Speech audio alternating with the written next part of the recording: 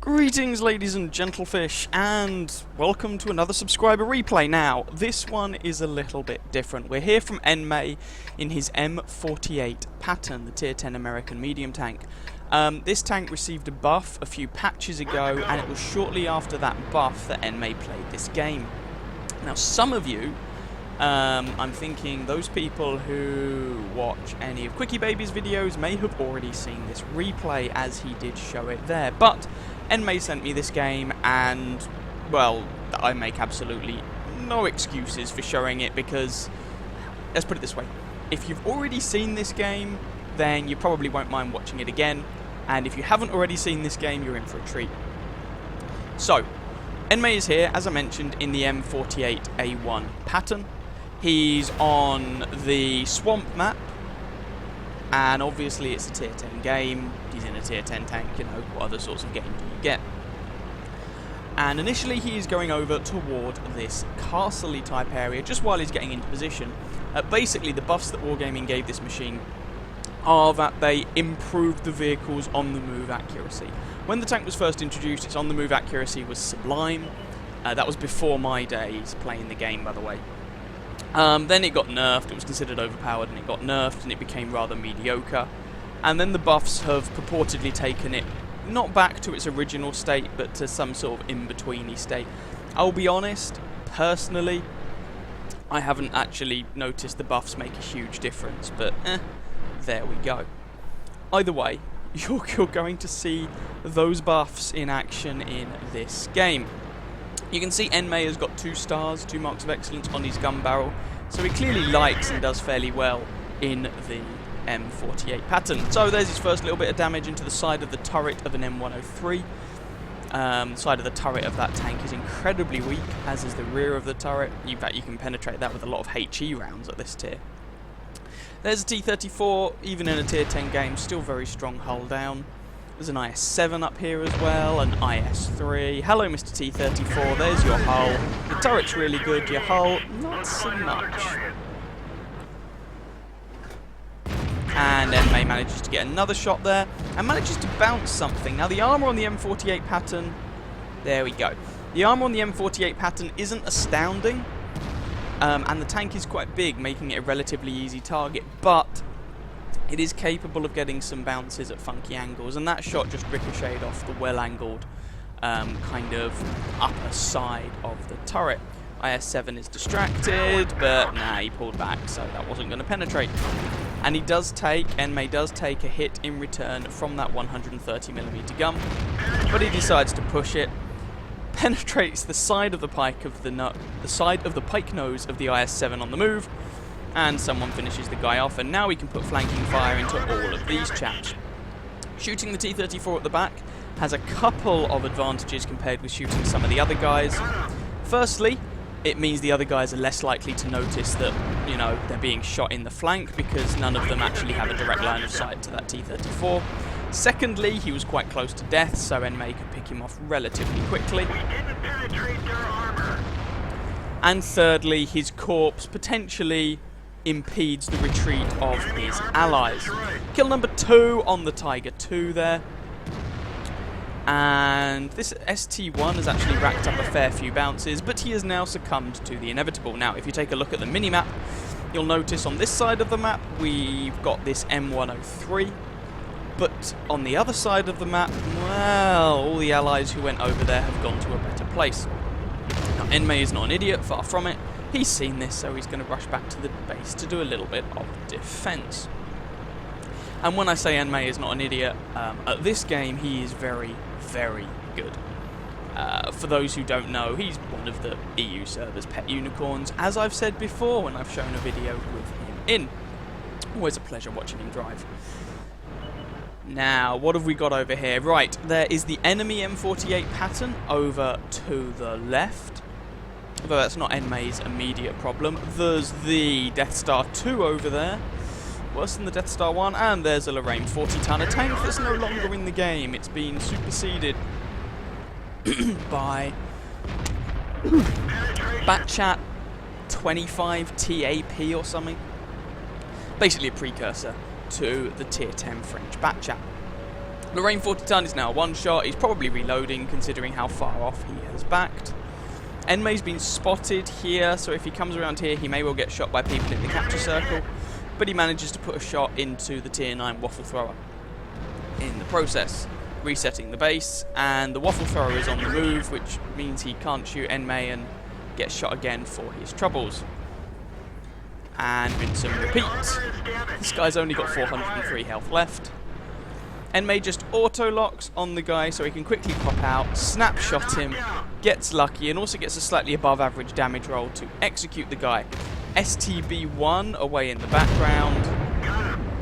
Slightly lucky again there, especially in that he didn't take any damage himself, but the Lorraine 40 ton died, the Tiger 2 nailed him, and Enmai picked up the STB1 for kill number 4, but despite that, it doesn't stop his team losing. Side of the turret of a T110E4, yes please, leaves the guy on 301 health, and there's a very good chance if the T110E4 is already fired that Enmai could reload before him, and that was an incredibly fortunate shot. Not much of the guy to shoot at, but there we go, still managed to put the shot in, and is now working over the enemy M48 Patton, and if this guy's not careful, not quite unfortunately, but the friendly team has been collapsing like flies, and there are only 2 of them left. Enmai in his M48 Patton and the T110E5, and thank goodness that wasn't a direct hit. On the enemy team, we've got the AMX 1375, the T44, neither of which should be colossal threats, but perhaps more problematic, the M5355 artillery piece, yeah, and of course, that FV4005, the second Death Star, to be concerned about. AMX 1375 over here has 8 health remaining. The T110E5, you might say, why hasn't he killed the AMX yet? Well, it's not the AMX itself that's the problem.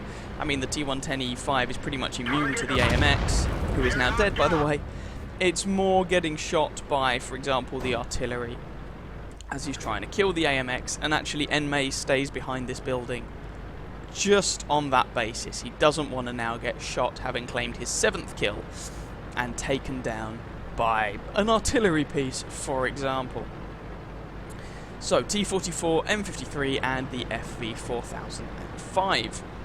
The M53 and the T44 haven't been spotted yet. Now, in the case of the artillery, that's not hugely surprising.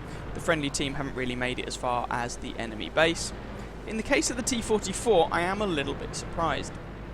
It implies that either he is camping like a boss, or possibly that he's AFK. Who knows? You know, when you're in a tier 8 medium in a tier 10 game and you haven't been spotted yet, it doesn't indicate that you're really doing a particularly great job for your team. There we go, the FV4005 now finds himself in a terrible position. He's fired and failed to kill the T110E5, and he becomes Enmai's 8th kill. That just leaves the T44 and the M53. And according to the M48 Patton, the T44 is AFK. Now, we shouldn't take that as gospel. You know, don't necessarily take what the enemy team say is at face value. They could be trying to trick you or something like that. However, if it is the case, it's a bit of a shame. I'm not necessarily saying that the presence of that T44 would have made the enemy team win this game, but it would have given them a bit more of a chance, especially considering that it has been a relatively close game throughout. So Enmai's coming over here. Even if the guy's AFK, he's not going to prioritise killing him, because even an AFK guy can spot you.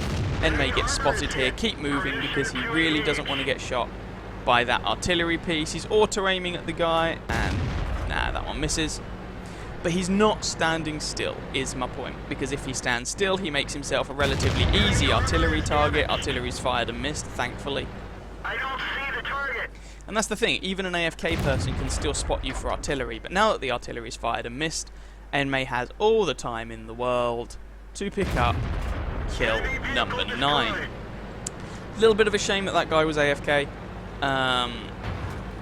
but you know, it's not as if Enmai hasn't worked for this result. Anyway, assuming that he's able to take out the M53, of course. Ooh, close miss. It would be a real shame right now if the M53 were able to shotgun Enmai in the face. Hopefully the T110U5 would still manage to kill him, but even so. And someone in chat saying, let the Patton get the 10th kill. Yeah, it's a medal I've never got. Oh, not yet anyway. And hello artillery, la la la la la. That leaves you on 47 health, and the T110U5 agrees to hold fire. Now, I'm not actually convinced that the T110 would have had the killing shot anyway, so I don't think that really made a difference. But as it panned out, there was kill number 10, and that is the game. So, let's go and have a look at those post-battle results.